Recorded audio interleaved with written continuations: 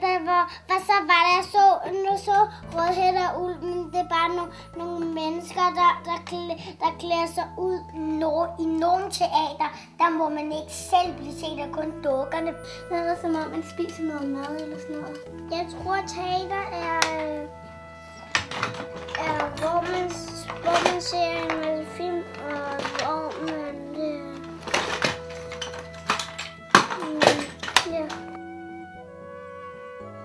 Et skuespil.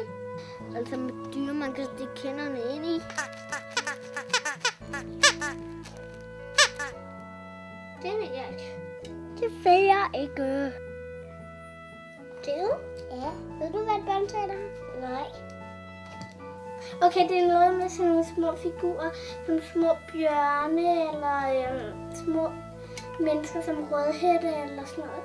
Det er jo vågn op. Et teater, som der er kun til børn.